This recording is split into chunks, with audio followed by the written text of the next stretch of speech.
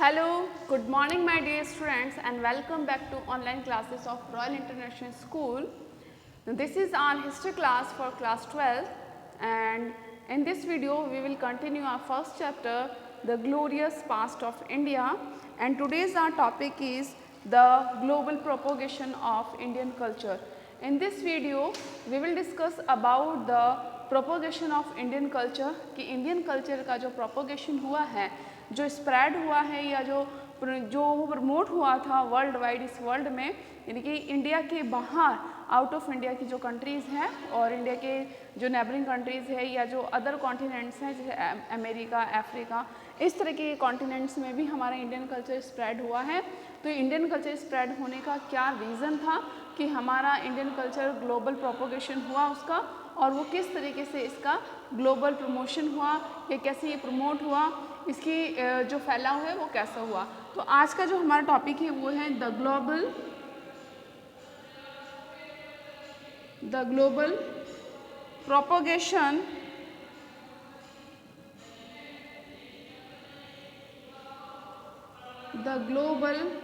Propagation of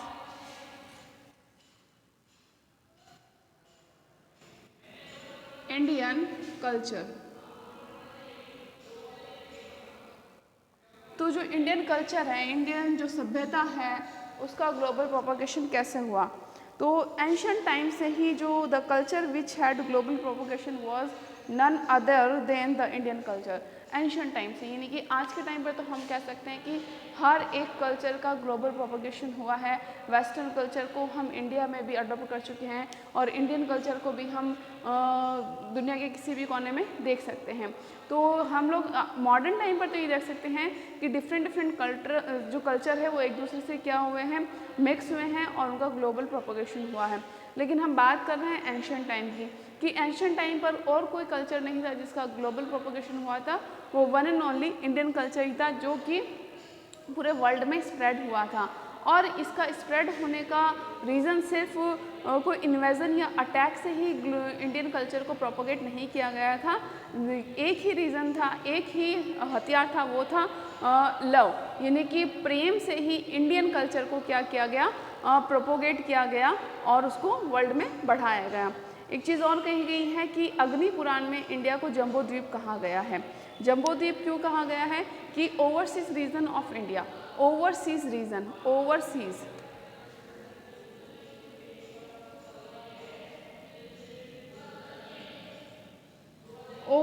reason.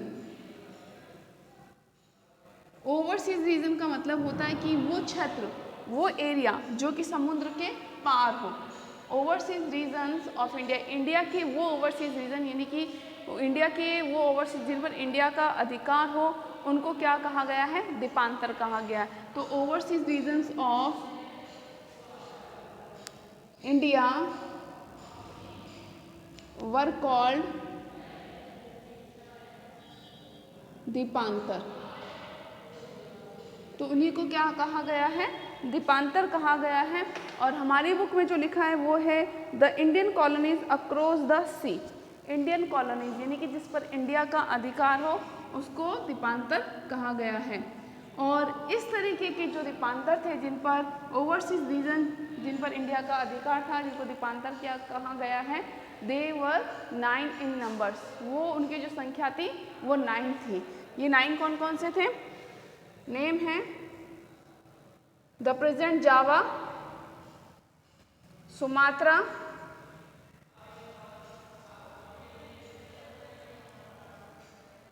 Malaya,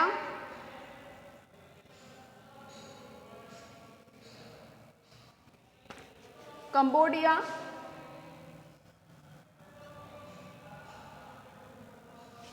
number 5 SIAM, number 6 Champa, number 7 Burma, number 8 Sri Lanka, number 9 Indonesia.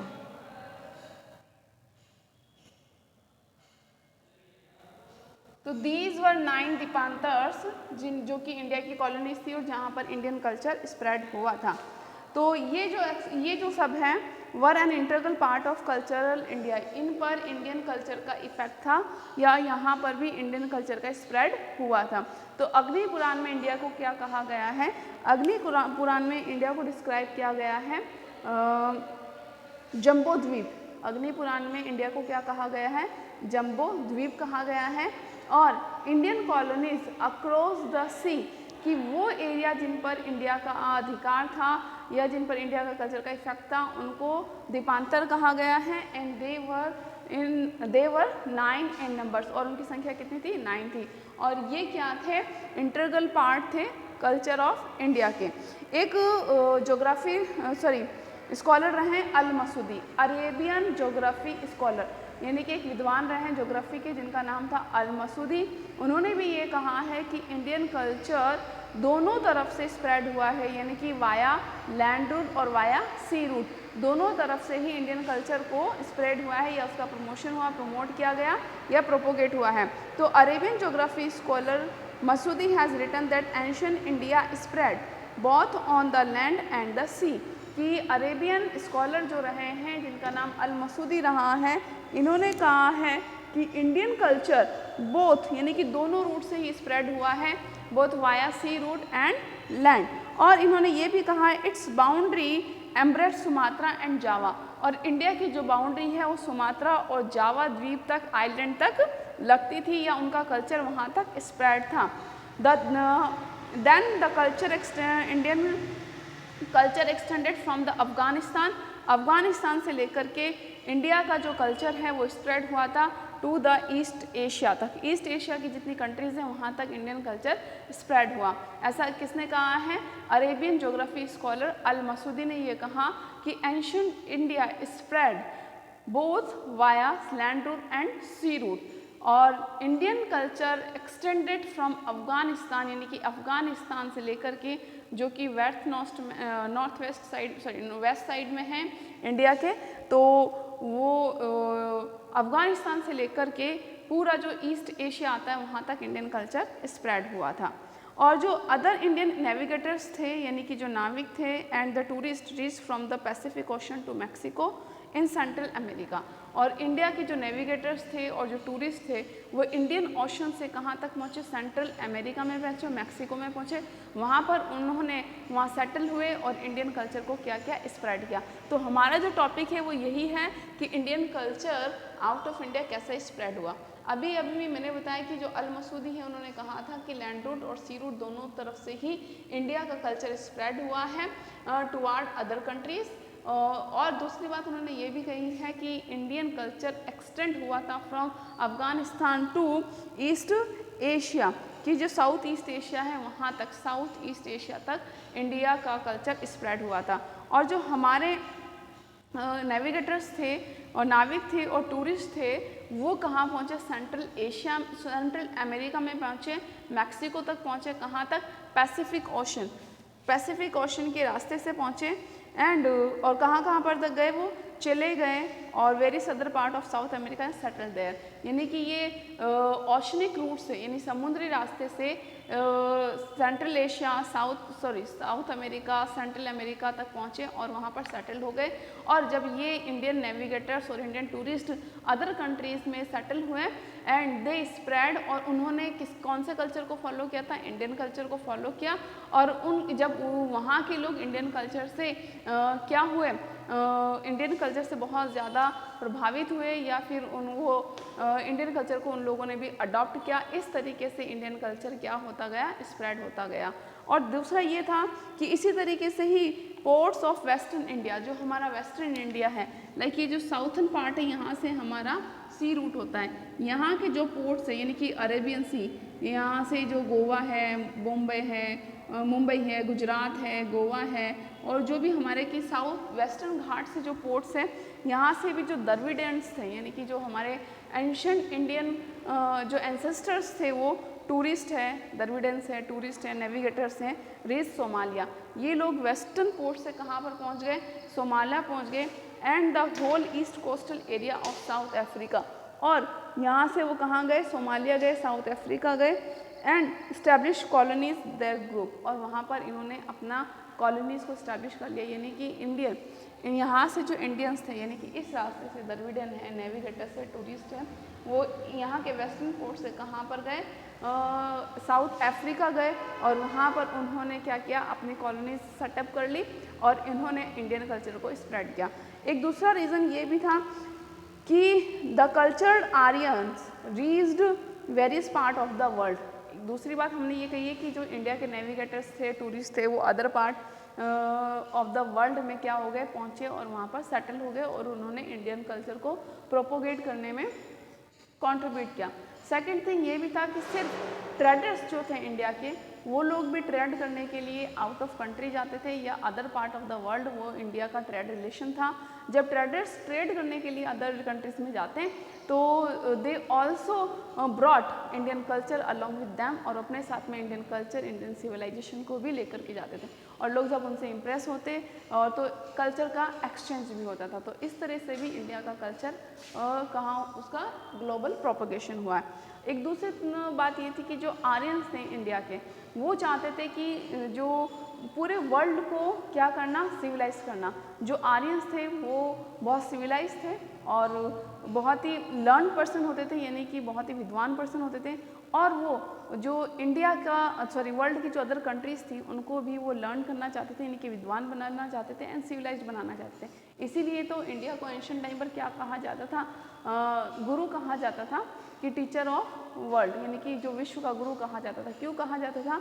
क्योंकि जो Aryans थे India के, जो मोस्ट सिविलाइज थे और लर्न थे, बहुत ही विद्वान थे, they spread other part of the world. वो जो इंडिया के अलावा जो अदर पार्ट है वर्ल्ड के या अदर कंट्रीज़ को इन्होंने विजिट किया and they learn the people of that countries, और उन कंट्रीज़ के लोगों को उन्होंने टीचिंग दी, उनको शिक्षा दी और उनको विद्वान बनाया।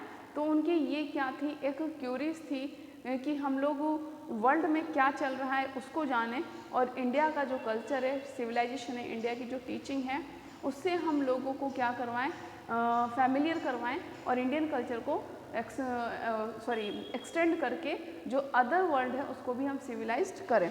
तो in this way the cultured Aryan reached various part of the world by land and sea roots.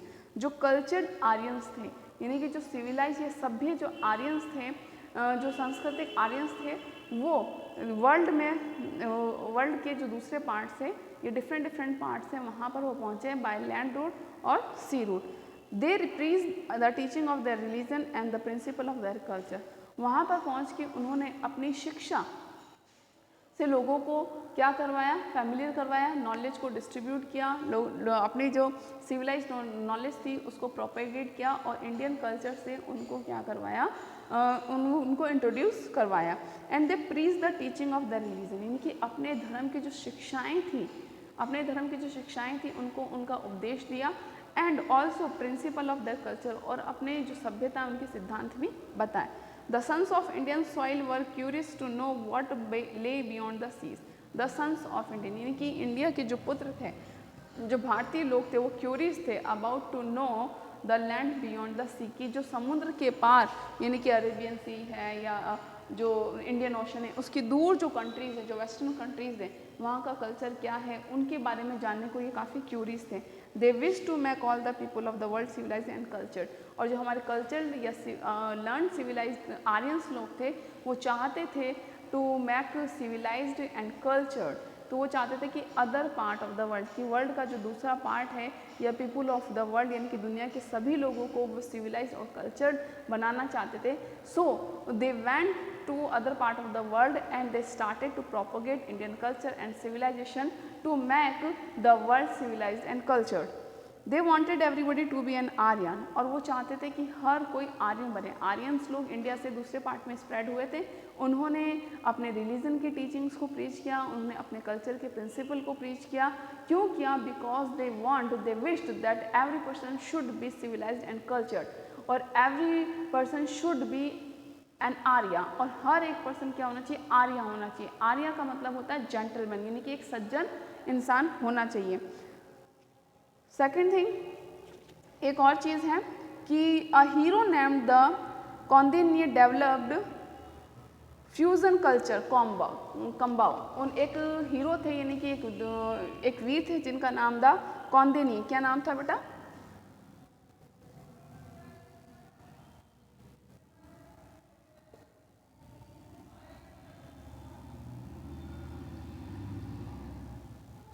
Kaundi ने डेवलप द फ्यूज़न, इन्होंने फ्यूज़न डेवलप किया। फ्यूज़न कल्चर का मतलब होता है मिक्स कल्चर। इन्होंने क्या किया? कल्चर कॉम्बो, इन्होंने मिक्स कल्चर को डेवलप किया। This great hero reached Cambodia, ये क्या है, जो कौंदे हैं इन्होंने फ्यूज़न कल्चर को डेवलप किया और ये कंबोडिया पहुंच गए। Hindu kingdom named the Champa and Annam came into existence, और इस तरीके से जब ये चंपा कंबोडिया पहुंचे तो इन्होंने एक हिंदू किंगडम को इस्टेब्लिश किया। हिंदू किंगडम को इस्टेब्लिश किया मतलब कि हिंदू राज्य कंबोडिया में इस्टेब्लिश किया, और इस तरीके से एक नया जो रिलीजन है, एक नया कल्चर वहाँ पर एग्जिस्टेंस में आया, अस्तित्व में आया। इसी तरीके से हम कुछ एग्जांपल्स देख सकते हैं कि इंडियन कल्चर का जो प्रोपोगेशन है वो वर्ल्ड में कहाँ कहाँ पर मिलता है। जैसे कि हम देख सकते हैं कि जो बहुत सारे जो हमारे हीरोज़ थे इंडिया के, उन्होंने इंडियन फिलोसफी है, इंडियन टीचिंग है, इंडियन मैथमेटिक्स है, इंडियन साइंस है, इंडियन एस्ट्रोलॉजी है, और इस तरह मिलिट्री स्किल्स है, वॉर टेक्निक्स है, इन सब को क्या किया, इंडिया के बाहर या वर्ल्ड के अदर पार्ट में स्प्रेड किया है। And the messages of Vedas, और वेदास के जितने भी मैसेजेस हैं उनको भी वर्ल्ड में प्रोपोगेट किया in every corner of the world. We find the countless things writings in the Sanskrit language from Indonesia, Cambodia, Indochina and Burma. अब हम लोगों को ये प्रूफ भी मिलता है कि इंडियन कल्चर स्प्रेड हुआ था। ये प्रूफ कैसे मिलता है कि हम लोगों को बहुत सारी संस्कृत लैंग्वेज में बुक्स लिखी मिलती हैं, कहाँ कहाँ पर, इंडोनेशिया में, कंबोडिया में और इंडो चाइना, बोरोनिया में, इन सारी कंट्रीज़ के अंदर हम लोगों को संस्कृत में लिखी बुक्स मिल सकती है, which is proof that Indian culture और Indian languages spread other part of the world, कि दुनिया के बाकी हिस्सों में भी हमारी इंडियन कल्चर और जो लैंग्वेज है, एंशिएंट लैंग्वेज जो कि संस्कृत मानी गई है, वो भी स्प्रेड हुई है। In Java even today the Saka year calendar is followed by some people. अब इस बात का एक प्रूफ ये भी है कि जावा में भी आज भी साका कैलेंडर को फॉलो किया जाता है। The Shiva, the Vishnu, the Buddha temple in Java are symbol of Indian culture. Java में आज भी साका कैलेंडर को फॉलो किया जाता है, और दूसरी बात, शिवा को, द बुद्धा को और द विष्णु, इनके टेम्पल्स भी जावा में मिलते हैं, विच is proof that Indian culture spread, या इंडियन कल्चर का ग्लोबल प्रोपोगेशन हुआ था। अब एक चीज़ और ये है कि हम लोगों को the painting of cave of Ajanta, Ellora, Champa, Annam, पेंदुर्गे, Indrapura, Kalinga, which are the names of the cities in Java, and Rama, Varma, which are the name of the person. अब हम देख सकते हैं कि जावा के अंदर आज भी कुछ पर्सन के नाम रखते हैं, रामा है, वर्मा है, जो कि नाम है पीपल्स के। Bespeak of their unbreakable relationship with India, जो कि बताता है कि इंडियन नेम वहाँ पर मिलते हैं, तो हम बताता है कि इंडिया के हमारे अनब्रेकेबल रिलेशन, यानी कि बहुत गहरे रिलेशन थे इन कंट्री से। और इस तरीके से हम लोगों को ये भी पता चलता है इन कंट्रीज़ में इंडिया की लाइफस्टाइल वो लोग फॉलो करते हैं, द वे ऑफ वर्शिप, पूजा करने का तरीका, एंड गॉड एंड गॉडेस भी हम लोगों को, इंडियन गॉड एंड गॉडेस की भी पूजा वहाँ पर होती है। तो इस तरीके से हमने आज की वीडियो में जाना कि इंडिया का जो कल्चर का प्रोपोगेशन कैसे हुआ था, ग्लोबल प्रोपोगेशन कैसे हुआ। तो हमने क्या पढ़ा बच्चों? आज हमने ये देखा कि इंडियन जो हमारा कल्चर है वो एंशिएंट टाइम से ही काफ़ी क्या रहा है, फेमस रहा है, और एंशिएंट टाइम पर जो ग्लोबल प्रोपोगेशन हुआ था इंडिया का, वो किसी इन्वेजन के ज़रिए नहीं हुआ था, वो पीस एंड लव के बेस पर ही इंडियन कल्चर का प्रोपोगेशन हुआ था। इंडियन कल्चर का प्रोपोगेशन कैसे हुआ? जो इंडियन नेविगेटर्स थे, इंडियन ट्रेडर्स थे, इंडियन टूरिस्ट थे, they went other part of the world and they settled over there and they propagate Indian culture, और उन्होंने इंडियन कल्चर को क्या क्या प्रोपोगेट किया। और ये भी जाना हमने कि आर्यंस जो थे वो चाहते थे कि जो अदर लोग हैं वर्ल्ड के उनको सिविलाइज करना, so they went across the sea and they preach the teaching of the religion and the principle of culture, and they wanted they wish to everyone should be Arya, और वो चाहते थे कि हर एक कोई क्या बने, सिविलाइज बने। तो इस तरीके से Indian culture, civilization, and mathematics, astronomy, Indian war scale, हर चीज़ इंडिया की जो है वो वर्ल्ड के दूसरे पार्ट में पहुंची है। जिस तरीके से हमने एग्जांपल दिया कि जावा में आज भी साका कैलेंडर फॉलो होता है, जावा में आज भी शिवा, विष्णु और बुद्धा के टेम्पल्स मिलते हैं। These are the simple of the global propagation of Indian culture. अब जो हमारा नेक्स्ट टॉपिक है वो है naval power in ancient India, जो कि हम कल कंप्लीट करेंगे कि naval power of ancient India. Naval power का मतलब है कि जो हमारा सैन्य नौसेना शक्ति थी, यानी कि जो नाविक पावर थी, नेवल पावर थी एंशिएंट इंडिया में, वो कैसी थी उसके कुछ प्रूफ हम देंगे कि मॉडर्न टाइम पर तो नेवल पावर है ही, लेकिन एंशिएंट टाइम पे भी हमारा जो नेवल पावर है वो काफ़ी स्ट्रॉन्ग था। इसी कुछ एग्जांपल्स के साथ में हम ये प्रूफ करेंगे कि एंशिएंट टाइम पर हमारा नेवल पावर काफ़ी पावरफुल था। तो please like the video and subscribe the channel. और आप लोग क्लास 12 के जो स्टूडेंट्स हैं, जो हिस्ट्री के स्टूडेंट्स हैं, प्लीज़ एक बार इन्फॉर्म मुझे ज़रूर कर दें कि किस किस के पास में हिस्ट्री है, क्योंकि काफ़ी बच्चे 11th क्लास में कह रहे थे कि हम लोग हिस्ट्री को ड्रॉप आउट करेंगे। If you have any curies related to this subject, then you can contact me on my number 855 9877 989. Till then, bye bye, stay home and stay safe.